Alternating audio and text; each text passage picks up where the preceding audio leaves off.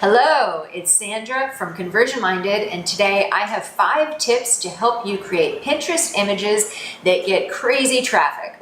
Now, if you haven't seen my earlier video on Pinterest SEO, make sure you check that out. It's all related. It's going to help you rank your pins, get them found, and get a lot of SEO juice happening for you.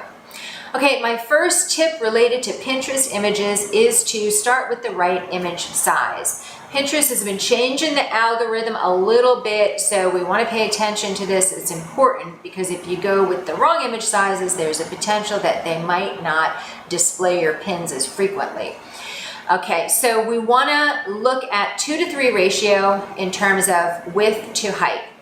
You can use a width that's anywhere from 600 to 800 pixels. Pinterest recommends 600 by 900. If you're using a preset template in something like Canva, the width is 735. So you have some flexibility in terms of your width. Personally, I like to use 800 pixels wide, and my height is 1200 for that 2:3 ratio. The other ratio that you can experiment with is a 1:2 ratio. So for 800 pixels wide, that height would be 600 pixels deep. And for 600 pixels wide, it would be 900 pixels deep. So you can play around a little bit, see if you can create a little bit of an infographic out of that 1:2 ratio. You can even go a little bit longer and experiment with that. Just know that these longer pins, Pinterest is trying to not have people hog up the feeds the way that we've been doing historically. So they're going to truncate that in the feeds, and they're going to keep it at a 1 to 2.1 ratio in the feeds. So people will not see your entire pin until they click on it to see the larger view. And there's a potential that they might not show that pin as much.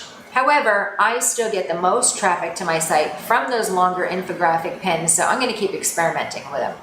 The other new thing is that Pinterest is completely supporting square image formats. So you can create a square pin, which means that you can share your Instagram posts over to Facebook.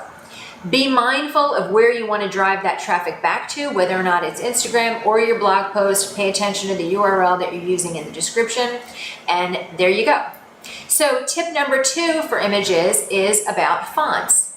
You want to keep your fonts to a minimum. I recommend starting out with no more than 2, your main font and a contrast font. And that way you can use the contrast font to really draw attention to the word that you want people to really see, to really stand out. I wouldn't waste that contrast font on something like a the or an and or a to. I've seen people really get playful with their contrast fonts, and the problem is it becomes too noisy and too busy. So if you keep your fonts to a minimum, just to 2, the other thing that's going to happen is that people are going to start to instantly recognize your pins, and they're going to click on it just because they recognize it as being you. So that's an important thing to keep in mind. You also want to make sure that the font that you're choosing is something that's bold, something that's sans serif, that really will stand out well on mobile devices. I recommend after you create your pins and you share it, make sure that you take a look at it in your mobile, in your phone, and that way you can see if it's really jumping out. Make sure that it really stands out on mobile. Over 50% of your traffic is probably coming from mobile devices these days, so that's an important thing to keep in mind. The third tip, and it's related to fonts, is to use text overlays. So you want to separate your text clearly from any background images that you have, and you can use an overlay background color to do that. Don't try to make your text stand out directly over an image. I tried that for years, and it's really, really hard to do. And the other thing is that you can't really create templates out of that, because then when you have a new image, you're constantly trying to navigate where you're going to fit the text in. So I recommend using a colored overlay that you can separate your images from your fonts and make it really, really clearly readable. The fourth tip is about color. This brings us up to color. We're talking about the text overlays, the background color. You want to pay attention to colors that are really going to pop. So this is similar to the way that you have to pay attention to the way that colors would pop on Facebook when you're creating Facebook ads. You want them to stand out from blue because blue is the color on Facebook. It's the brand color on Facebook. Same thing you want to pay attention to on Pinterest. You're competing with a lot of other pins, and you want to take a look at the most common colors in those pins and then use something different so you stand out. Now typically that's like an orange or reds or yellows really tend to get more clicks simply because of that, because they stand out. A lot of people are using kind of gray tones or muted tones. So when you can use a bright, vibrant color that really pops, people are going to see it.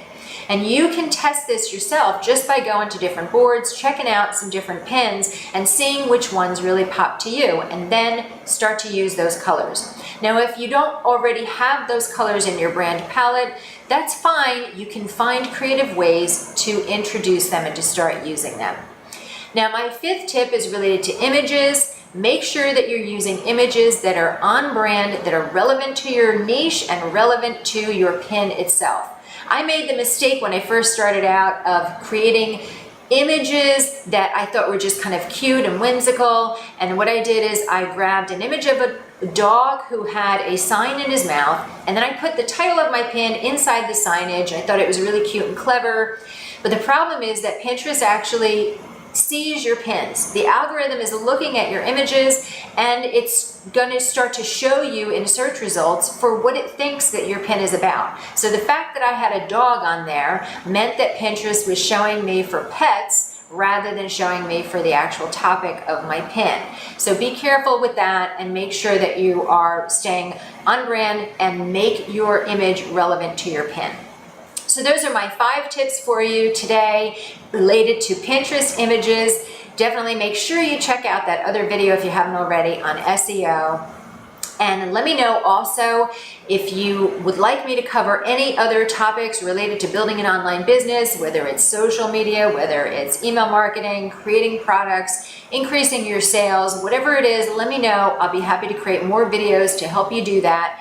And if you like this video, go ahead and give me a thumbs up. Like my channel. It helps me to continue creating more videos to help you build your business. I'll see you next time.